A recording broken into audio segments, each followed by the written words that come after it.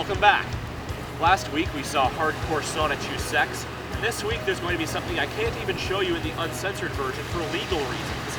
Thankfully, however, there's going to be some nudity that I can show you. Thankfully, I'm DStecks, and this is Bad Reviews After Dark.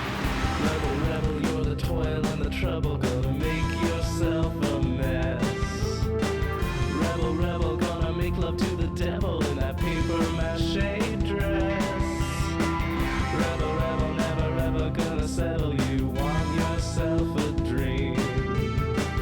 Rebel, rebel, you're a thorn and you're a nettle when you make that face at me.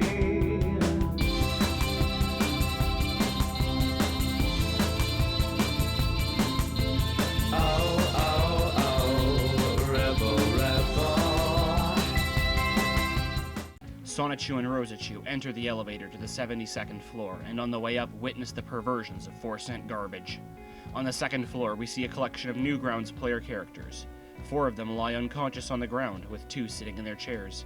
"Hey dude," the one says to the other, "did you get over your hangover yet? Feeling ready to work?" "Yeah, I think so," the other replies. "Great, I'm gonna check out on my shift," says the first. The first one then chugs a can of beer and immediately passes out from intoxication, because Chris thinks that's how alcohol works. The idea of a bunch of people working a shift with getting drunk as how they clock out is almost clever. The problem is that there's just no joke. Are 4chan employees notorious drunks? It could maybe work in the context of, like, a sketch about an office run by frat boys, and I'm almost tempted to snatch the idea, but then I'd be plagiarizing Chris Chan, and how sad would that be? And then suddenly Pedo Bear in a bathtub with the Powerpuff Girls. An uncensored version of this page exists without the hastily drawn-on swimsuit tops, but I'm gonna play it safe, even though for girls this young, that's dubiously nudity. But, the presence of Pedo Bear kinda sexualizes the image. It's like the cover of Nevermind. Infant dick isn't sexual, but if you put Jerry Sandusky next to it, it might be questionable. On the 7th and 8th floors, Rosechu and Sonichu respectively attack employees just doing their jobs. Hilariously, in the censored version of this page, Chris MS painted a swimsuit onto the art on the monitor here, even though in the original the nudity is already obscured. It's not even clear what's supposed to be happening in the middle 2 images because they're so completely obscured, but Sonichu lets us know that it infuriates him and ticks him off. In the 4th panel, Chris appears from the time void to slap an employee working on an image, making fun of the oversized drinking straw from sub-episode 7. "That was a drinking straw from a Get-Tar cafe, and what did I say against that sour vegetable?" I'm sorry, did your brain just stop working there? There's a long fucking walk to get from a straw that looks like a penis to talking about literal pickled cucumbers. Or is he being euphemistic? I don't even know anymore. Page 19A is just a bunch of random sleazy fan art Chris found while browsing Encyclopedia Dramatica. Then there's a whole bunch of furry porn that gets Sonichu really hot. "Give it to her good, pal," he says, cheering on a still image. Also depicted here are 3 of the images Chris traced to produce the Rosechu nudes, which is probably how the trolls found them. Not that I don't think Chris's trolls would be f***ed enough to just go trolling for porn images Chris might have traced, but, well, there you go. On the next page is a strange little bit about Obama painting the White House black, a weird little racist non-joke that circulated before the 2008 election. In the bottom, Chris writes, "This single joke was originally thought up by RFC, my dad," which appears to be Chris giving credit, but in most other circumstances would be more of a disclaimer. And then, we get to the first page of Sonichu to genuinely disgust me, and I can't/won't show you why. Because, by the legal standards of Canada, which is where I live, it constitutes child pornography. The top image I cannot show you depicts Misty from Pokemon, naked astride her Starmie. She has clearly been humping it and appears close to climax. I almost wish you could see it, because I've got jokes for it. She's humping the Starmie on its hard edge, and it looks like a terrible idea, because either the surface is smooth, in which case, ouch, or it's rough, in which case, ouch. Below, you cannot see Dot Warner nude doing a pole dance. Dot f***ing Warner. I could show you this one probably, but I won't, because I'll show you the Jule sex tape, but I'll be f***ed if I show you Rule 34 of Dot f***ing Warner. Nope. Page 20, just completely breaking the pattern, depicts Chris's own art of a large meat cleaver cutting an Xbox 360 in half. "Yeah, kill that Hexbox," cheers Sonichu. Below, we see the cute anime anthropomorphized version of the Xbox 360, because one of those exists for everything. Terrified that we get the wrong idea, Chris includes this disclaimer, which makes up the vast majority of the text on the page. From the director, CWC. I wish to take a moment to inform you, the reader, that even though this image of the Xbox 360 was drawn in the form of an anime girl android, it does not reflect in any shape or form my ideas of women. So the following act I will do unto a hand-drawn recreation of the console only reflects my hatred for the Hexbox in general, not any feelings towards women, anime or real. Ladies, I care about y'all, even though only one will be my true sweetheart. Wilde sneaks around the offices, which an author's note says is set to the Pink Panther theme, in Chris's insidious attempt to get this video content ID'd. Or, I guess the intent would be taken down by Viacom, since this comic was made in 2008. Oh yeah, I bet you'd forgotten that. Viacom's sure happy you did. Wilde finds a safe, but then out of the corner of his eye he sees the Sonichu ball just sitting on a shelf.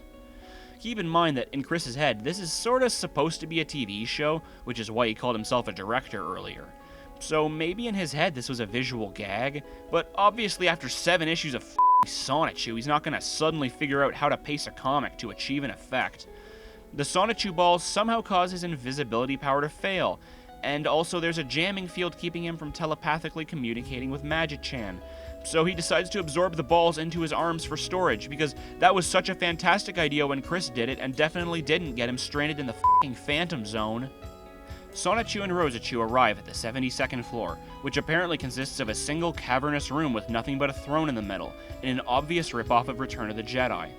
It's sort of funny that Chris uses this imagery for Jason Kendrick Howell, because it shows the fleeting nature of Chris's priorities. Here, the man who created Chris's ED page is set up with the imagery of Emperor Palpatine, the ultimate evil, because that's what he was to Chris during the precise time span this comic was written. But after this comic, he pretty much never shows up again, until Sonichu 10 when Chris clears head.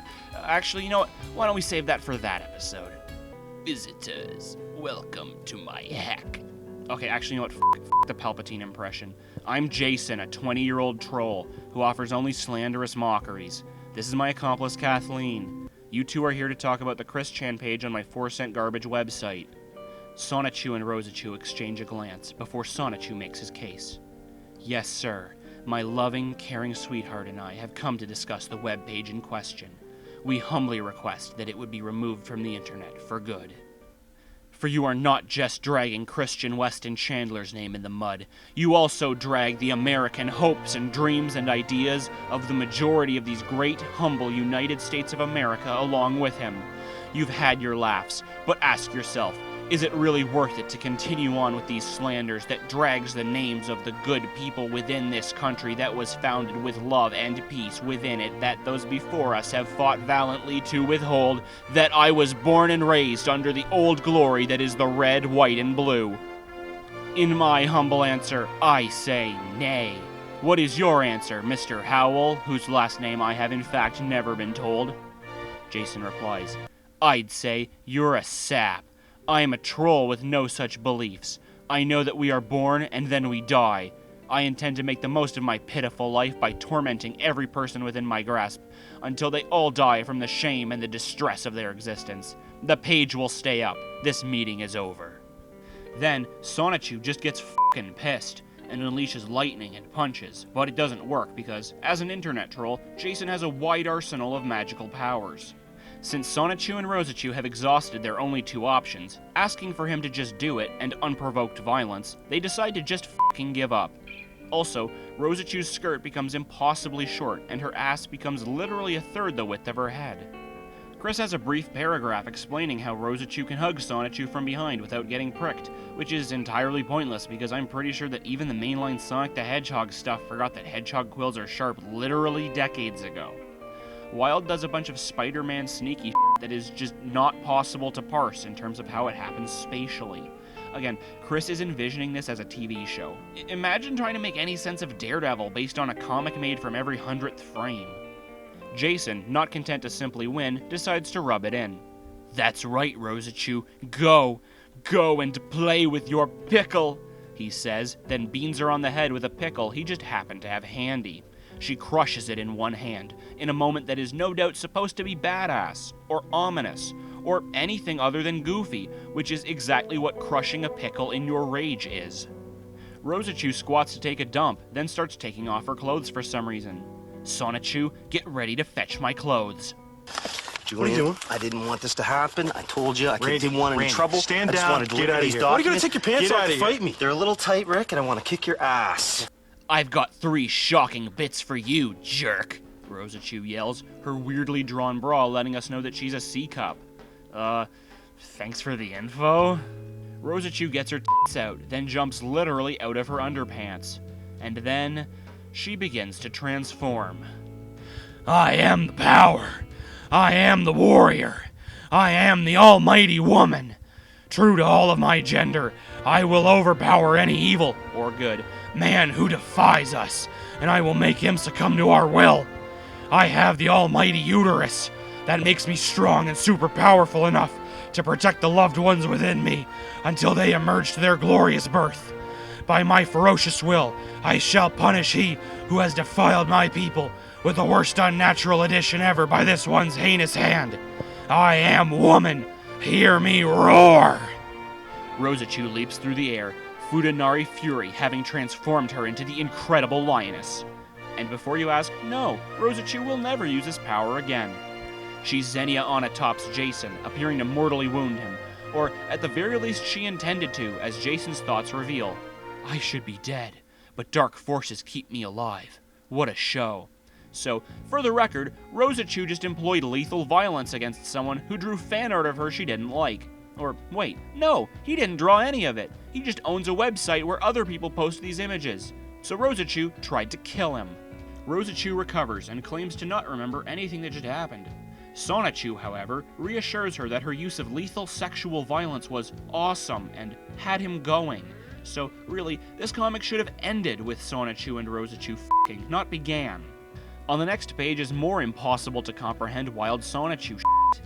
I still don't know what's happening or why we need to see any of it when it's just Wild sneaking around without any obstacles. Why can't we just know that Wild is sneaking? And in any event, they all meet up without incident 2 minutes later. Wild, glad to see you safe. Did you find the crystal? Yes, I got it. I had to hide their power within my arms. I'll release them when we give them to Patty-chan. Well, I'm afraid our mission was not a success. That Jason is a real jerk.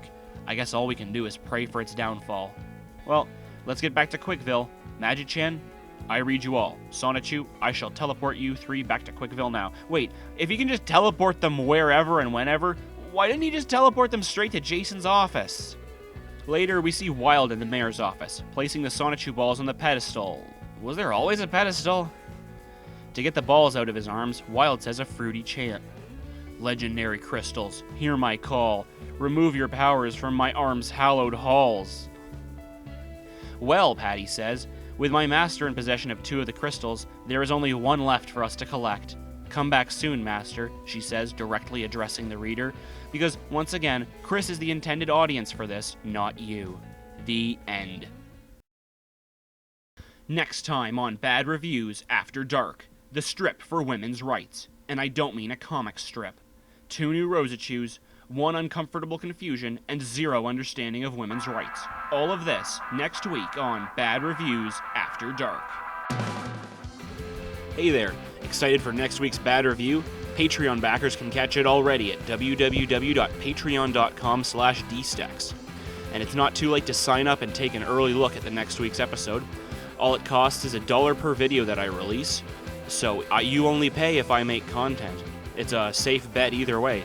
So if you want to check that out, head on over to www.patreon.com/DStecks and sign up.